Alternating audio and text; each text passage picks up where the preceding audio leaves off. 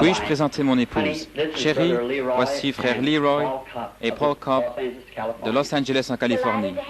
Très heureuse de vous avoir dans notre maison, frère Cobb. Frère Branham, dans vos deux grandes campagnes de Los Angeles, au Calvary Temple, nous avons remarqué que le Seigneur Jésus-Christ a travaillé avec vous d'une façon tout à fait spéciale, avec ses merveilleux dons, le discernement des esprits et des cœurs des hommes, aussi bien que les maladies du corps et les signes miracles. Nous voudrions, frère Branham, en entendre davantage au sujet de ce ministère unique que le Seigneur vous a donné. Très bien, frère Cobb. Commençons depuis le début. Je suis né dans l'est du Kentucky, dans une petite cabane de bois, près de Burkesville au Kentucky. Le matin de ma naissance, mes parents m'ont dit qu'une lumière est venue dans la pièce et est restée suspendue au-dessus de moi. Les gens de ma famille n'étaient pas très religieux. Ils n'allaient pas à l'église. Bien sûr, cela a causé pas mal de troubles parmi eux. Cela m'a suivi tous les jours de ma vie. Récemment, ils en ont pris une photo dans le monde scientifique, comme c'est montré ici. Vous êtes probablement familier avec cette photo. Il a été prouvé par la science que c'était le seul être surnaturel qui a été scientifiquement photographié. À mon opinion, c'est le même ange de Dieu qui a suivi les enfants d'Israël d'Égypte en Palestine. Vous savez en tant qu'érudit vous-même que l'ange de l'Alliance n'était nul autre que notre Seigneur Jésus-Christ. Et ici sur la terre, manifesté dans la chair, il n'a pas proclamé être quelqu'un de grand. Il a dit le Fils ne peut rien faire, à moins que le Père ne lui montre. Dans Saint Jean, au 5e chapitre, peut-être en avez-vous connaissance de cette écriture, Jésus est passé par cette fameuse piscine de Bethesda. Il a trouvé beaucoup d'infirmes là, des aveugles, des estropiés et paralysés, attendant le mouvement de l'eau. Il est étrange qu'il ait seulement exercé son ministère envers une seule personne. Mais si vous remarquez, il savait où se trouvait cette personne. Le Père lui avait montré. Il a guéri celui-ci. Peut-être n'était-il pas estropié. Il était simplement couché sur une palette. Mais Jésus l'a guéri. Ensuite, plus loin dans le chapitre, nous trouvons au verset 19 qu'il était interrogé par les Juifs. Peut-être serait-il interrogé aujourd'hui. Pourquoi Dieu, passant dans un endroit où se trouvaient tous ces gens paralysés, estropiés et aveugles, et ne les guérit-il pas tous? Mais ici, je cite ses paroles. Il a dit, en vérité, je vous le dis, le Fils ne peut rien faire de lui-même, si ce n'est ce qu'il voit faire au Père. Ceci, le Fils le fait pareillement. C'est pourquoi, selon ses propres mots, son ministère était basé sur des visions de son Père. Il n'est pas étrange alors que son ministère s'accomplisse comme il l'a promis à ses disciples. Les choses que je fais, vous les ferez aussi, et même de plus grandes, car je m'en vais vers mon Père. Il a dit encore un peu de temps et le monde ne me verra plus. Mais vous me verrez, car je serai avec vous et même en vous jusqu'à la fin du monde. Jésus-Christ, le même hier, aujourd'hui et éternellement. Je crois que c'est une confirmation dans ces derniers jours de la résurrection de Jésus-Christ, vivant parmi son peuple, accomplissant les mêmes signes et miracles qu'il a fait quand il était ici sur la terre.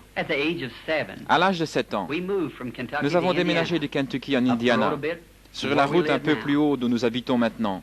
Nous allions chercher notre eau à l'époque d'un puits situé dans un bloc de la cité derrière la vieille maison de campagne. Un bel après-midi de septembre, en revenant de la pompe avec de l'eau, il y avait un grand peuplier imposant qui se trouvait à mi-chemin entre la pompe et la maison. En passant là, il y a un tourbillon de vent dans l'arbre. Ce que nous appelons ici un tourbillon de vent. Eh bien, ce n'était rien d'étrange pour cette époque de l'année dans cette région du pays, mais cela restait dans l'arbre, cela ne partait pas. Je me suis arrêté pour voir ce que c'était, et une voix me parla, disant, « Ne fume jamais, ni ne bois ou souille ton corps en aucune manière, car il y aura un travail pour toi à accomplir quand tu seras plus âgé. » Effrayé, Ce n'est pas un mot à utiliser. J'ai couru rapidement à la maison, disant à ma mère qu'un homme m'avait parlé d'un arbre. Eh bien, elle pensa que j'étais nerveux et elle me mit au lit. Mais à partir de là, des visions commencèrent à venir. Et quand cela vient sur moi, cela produit une vision. Je peux alors dire aux gens ce qui ne va pas avec eux, ce qu'ils doivent faire dans la vie et le péché qu'ils gardent dans leur vie. À l'âge de 37 ans, un soir, je priais dans ma chambre. Quand je suis relevé, j'ai remarqué qu'il y avait une lumière sur le sol. Et en regardant pour voir d'où cela venait d'en haut. La colonne de feu se tenait juste en haut.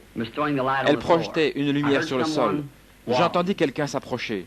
Je regardai qui venait dans la chambre. Un homme entra dans cette lumière. Une figure humaine. Il devait peser environ 100 kilos.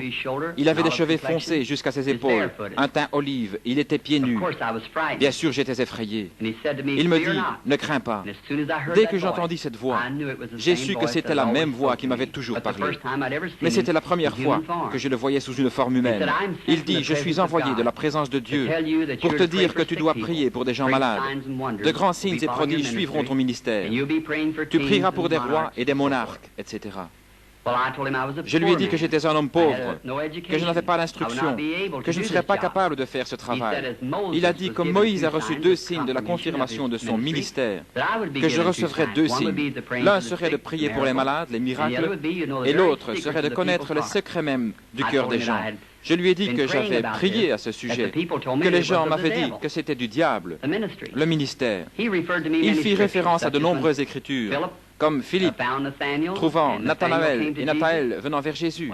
Lorsque Jésus lui a dit où il se trouvait, quand il était sous l'arbre, lorsque Nathanaël l'a trouvé. Et beaucoup d'autres écritures, comme la femme au puits, comment ses péchés lui furent révélés. Lorsque Jésus lui dit qu'elle avait 5 maris, elle courut dans la ville et dit, c'est le Christ. Il fit référence à beaucoup d'autres écritures. Je lui ai dit que j'irais. Il me donna l'assurance qu'il serait avec moi, toujours. Comme vous savez, frère Cobb, et le monde le sait, de grandes choses se sont produites dans le ministère. Nous pensions à ce qu'étaient ces visions, savoir si je m'en souvenais longtemps. Il y a quelque temps, j'en ai une. Il y a 14 ans, pour être exact, d'un petit garçon mort sur le côté de la route, touché par une voiture et tué. Il devait être ressuscité des morts. Eh bien, j'en ai parlé à tout le monde. Cela a été prophétisé à travers les États-Unis et au Canada. Des milliers de Bibles avaient cela écrit sur la page de garde, que cela aurait lieu. Un jour, alors que nous avions une campagne dans les pays scandinaves, nous étions en Finlande, venant de Kuopio, et il y avait un groupe de personnes rassemblées sur le bord de la route. Ils étaient penchés sur une espèce de forme. Nous sommes sortis pour regarder, et voilà, c'était le petit garçon. Toute la scène était exactement ce qu'elle m'avait été montrée. J'ai dit à frère Moore, regarde dans ta Bible, et voici ce n'est pas cette scène. Oui, dit-il. Je me suis agenouillé et j'ai demandé à notre Seigneur Jésus de confirmer sa parole qu'il m'avait montrée et qu'il m'avait dit qu'il allait se produire. Le petit garçon fut ramené à la vie par notre Seigneur Jésus. Il est en vie et en bonne santé aujourd'hui. Frère Cobb, voici quelques-unes des choses que notre Seigneur Jésus fait aujourd'hui dans le ministère qu'il m'a confié. À mon humble opinion, c'est pour confirmer sa parole qu'il a promis qui arriverait en ce jour. Nous le voyons se produire aujourd'hui. Maintenant, en ce qui concerne les campagnes en Israël, frère Cobb, je serais très heureux de servir notre Seigneur en Israël. Je crois que mon ministère sera très efficace pour les Juifs, parce que, comme le dit l'Écriture, les Juifs cherchent des signes, les Grecs la sagesse. Nous croyons que beaucoup de Juifs et beaucoup de personnes là-bas dans la Terre Sainte arriveront à croire que le Seigneur Jésus-Christ est le Messie lorsqu'ils verront un chrétien accomplissant la prophétie de Joël dans l'Ancien Testament. Oui, frère Cobb. Je suis certain que vous vous référez à la prophétie de Joël dans l'Ancien Testament, Joël 2, 28, comme il a prophétisé, disant que dans les derniers jours, il déverserait son esprit sur toute chair. Les fils et les filles prophétiseraient, les hommes âgés auraient des rêves et les jeunes hommes auraient des visions. Eh bien, frère Branham, je pense que nous allons devoir dire au revoir pour aujourd'hui. Cela a été un grand plaisir pour nous et très édifiant. Nous devons y aller. Nous vous verrons, Dieu voulant, à Chicago dans quelques jours. Eh bien, messieurs, cela a été un plaisir de vous avoir à la maison ce soir. Nous prierons ensemble pour le succès de la réunion de Chicago. Et par la grâce de Dieu, j'espère vous rencontrer là dans quelques jours. Voudriez-vous une tasse de thé? Oh, merci beaucoup, Sir Branham. Merci, chérie.